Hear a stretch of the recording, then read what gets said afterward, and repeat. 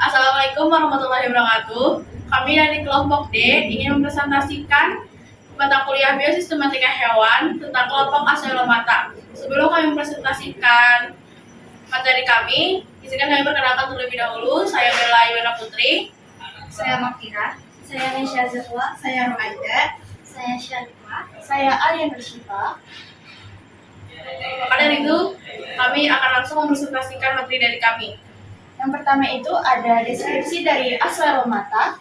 Acelomata adalah kelompok hewan tripoblastik yang tidak memiliki rongga tubuh atau salom sejati. Pada hewan ini, mesodom mengisi seluruh ruang antara ektoderm dan endoderm sehingga rongga tubuh itu tidak terbentuk. Ciri utama dari Acelomata ini memiliki 3 lapisan embrionik, yaitu ektoderm, mesoderm, dan endoderm tanpa selom. Rongga tubuh mereka sepenuhnya padat dengan jaringan mesenkim atau parenkim. Sistem organ tubuhnya juga cukup sederhana tanpa adanya sistem peredaran darah atau sistem respirasi. Kelompok utama dari Acelomata ini yang paling dikenal ada beberapa film yang mencakup. Yang pertama itu ada film Platyhelminthes. Film ini merupakan kelompok utama dari Acelomata dengan ciri khas tubuh pipi dorsoventral. Sedangkan ciri-ciri umumnya itu adalah tubuh simetris bilateral, pipi, dan tidak memiliki selom, tidak memiliki sistem sirkulasi dan respirasi, dan pertukaran gas dan ekskresinya terjadi melalui difusi. Selanjutnya sistem pencernaannya itu tidak lengkap, kecuali pada Cestoda yang tidak memiliki saluran pencernaan. Sedangkan reproduksinya itu bersifat hermafrodit dengan kemampuan bereproduksi secara seksual maupun aseksual. Kelas utamanya itu salah satunya ada dari Turbellaria, yaitu cacing pipih bebas hidup seperti planaria. Sedangkan habitatnya itu bebas hidup atau parasit. Yang selanjutnya ada filum Nemartea. Jadi kelompok ini terdiri dari cacing berbentuk pita yang memiliki struktur tubuh lebih kompleks dibanding Platyhelminthes. Ciri utamanya yaitu tubuh tripoblastik dan bineral simetris tanpa rongga tubuh sejati. Memiliki proboscis unik yang digunakan untuk menangkap mangsa. Proboscis ini tuh tersimpan dalam rin Powell yang secara teknis merupakan selo, tetapi dianggap primitif. Ciri selanjutnya yaitu sistem pencernaannya lengkap dengan mulut dan anus. Yang terakhir itu sistem peredaran darah tertutup tanpa jantung hati. Salah satu contoh kelas utamanya yaitu Anopia yang tidak memiliki duri pada proboscis. Contoh cacingnya yaitu Linnaeus longissimus atau cacing pita terpanjang di dunia dengan habitat yang sebagian besar hidup di laut meskipun beberapa ditemukan di air tawar atau lingkungan darat lembab. Nah, itu selanjutnya ada film Acheloeta. Nah, film ini terdiri dari organisme mikroskopis atau sangat kecil yang sering dianggap sebagai kelompok hewan bilateral paling primitif. Nah, ciri umum dari hewan ini yaitu tubuhnya kecil, berbentuk oval atau pipi.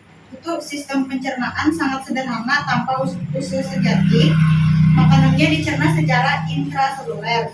Terus tidak memiliki sistem ekskresi atau peredaran darah, serta sistem saraf yang sangat primitif tanpa ganglia yang jelas. Nah, kelas utama dari film ini yaitu hewan ini tidak memiliki kelas khusus. Karena film ini sangat sederhana, yaitu Sim Sagittevera roscovensis. Nah, habitat dari hewan ini yaitu hidupnya bebas di lingkungan laut, terutama di sedimen. Selanjutnya adalah filum Naptostomurida. Kelompok ini mencakup hewan mikroskopis yang ditemukan di lingkungan laut, khususnya di daerah anoksik yang minim oksigen. Ciri-ciri umumnya, tubuh kecil sekitar 0,51 mm, berbentuk seperti cacing. Sistem pencernaan tidak lengkap, memiliki mulut kecil dengan rahang mikroskopis untuk mengikis partikel makanan. Sistem saraf sederhana tanpa organ senorik kompleks. Reproduksi hermafrodit dengan fertilasi internal. Salah satu kelas utamanya Eilospermoidea, tubuh berbentuk panjang dengan filamen terminal. Habitatnya ini hidup di sedimen laut, seringkali daerah dengan kandungan oksigen rendah. Selanjutnya ada film Mesozoa. Film ini terdiri dari organisme dengan struktur tubuh sangat sederhana. seringkali dianggap sebagai bentuk transisi antara protista dan hewan multiseluler. Ciri-ciri utamanya, tubuh terdiri dari beberapa puluh sel tanpa diferensiasi jaringan atau organ yang kompleks. Yang kedua, sistem pencernaan tidak ada, nutrisi diperoleh melalui difusi langsung dari inang. Yang selanjutnya, sebagian besar bersifat parasit pada invertebrata laut seperti moluska. Selanjutnya ada reproduksi terjadi secara seksual dan aseksual tergantung siklus hidupnya. Kelas utamanya ada Rhombozoa, parasit pada ginjal, Cephalopoda, Dicema japonicum. Yang kedua, Orthonetida, parasit pada berbagai invertebrata laut seperti Annelida dan Mollusca Rhopalura, Ophiochomae. Habitatnya parasit internal pada invertebrata laut. Oke, selanjutnya setelah kita mendengarkan presentasi tentang materi deskripsi ciri dan filum, selanjutnya itu tentang keuntungan dan kerugian yang disebabkan oleh Asoelomata bagi manusia. Yang pertama itu keuntungan Asoelomata. Berikut adalah keuntungan yang ditimbulkan oleh Asoelomata bagi manusia.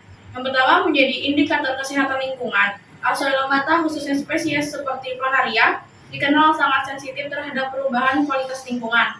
Kepekaan ini menjadikan mereka sebagai bioindikator alami yang penting untuk menilai kesehatan ekosistem air.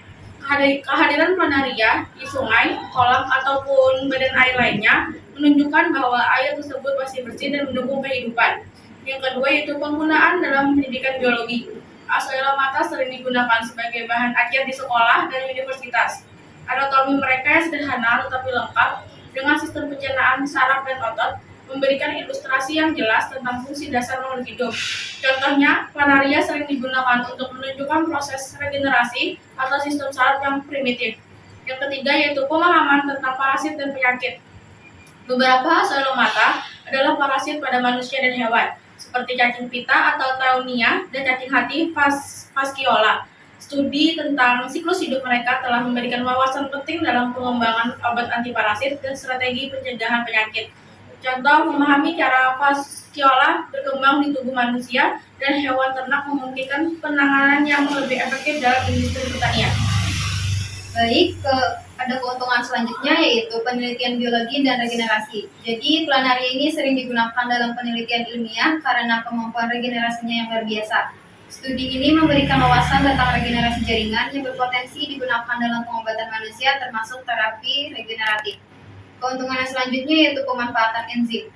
Beberapa spesies Asoelomata, terutama dari kelompok Platyhelminthes, menghasilkan enzim yang memiliki potensi aplikasi di bidang bioteknologi dan medis. Keuntungan yang terakhir yaitu pemahaman evolusi sistem tubuh. Karena Asoelomata merupakan salah satu kelompok hewan paling sederhana tanpa rongga tubuh, mereka digunakan untuk mempelajari evolusi sistem tubuh pada hewan yang lebih kompleks, seperti pembentukan saluran pencernaan dan sistem saraf. Selanjutnya ada kerugian untuk Asoelomata.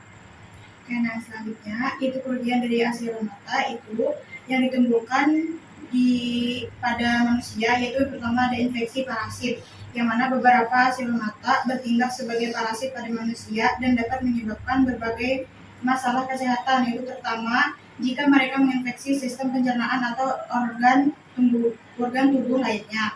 Terus tuh penyakit dan komplikasi, kerusakan jaringan, peradangan, gangguan pencernaan atau komplikasi lebih serius akibat infeksi parasit dapat terjadi. Beberapa parasit dari kelompok Asoelomata dapat menyebabkan penyakit kronis atau berbahaya bagi manusia jika tidak segera ditangani. Nah, contohnya itu ada spesies Schistosoma. Kerugian selanjutnya yaitu menyebabkan penyakit pada manusia yang dapat mempengaruhi hati, ginjal, dan saluran pencernaan. Infeksi ini dapat menyebabkan gejala seperti demam, kelelahan, nyeri perut, dan berakibat pada kerusakan organ jangka panjang jika tidak diobati. Pengaruh pada kesehatan masyarakat, Asoelomata parasitik dapat mengurangi kualitas hidup manusia dan menambah beban sistem kesehatan masyarakat, baik dari segi pengobatan maupun pencegahan. Yang terakhir, gangguan pada produksi pertanian dan perikanan. Infeksi parasit yang melibatkan Ascellomata dapat mempengaruhi produksi pangan, seperti daging atau ikan, dan dapat menyebabkan kerugian ekonomi di sektor-sektor tersebut. Selanjutnya ada kesimpulan, Ascellomata merupakan kelompok hewan tripoblastik yang tidak memiliki rongga tubuh sejati dengan ciri khas tubuh yang simetris bilateral dan sistem organ yang sederhana. Kelompok ini meliputi filum Chlamydomonas, Nemertea, Gnatostomulida, Aceola, dan Mesozoa yang masing-masing memiliki karakteristik unik dan contoh spesies tertentu. Ascellomata memiliki peran penting dalam ekosistem sebagai bioindikator kesehatan lingkungan. Beberapa spesies Ascellomata juga dapat menjadi parasit yang menyebabkan infeksi dan penyakit pada manusia, seperti Schistosomiasis yang berdampak negatif pada kesehatan dan reproduksi pertanian. Sekian presentasi dari kelompok D. Salah hilaf dan kurangnya dalam presentasi, mohon maaf. Assalamualaikum warahmatullahi wabarakatuh. Terima kasih.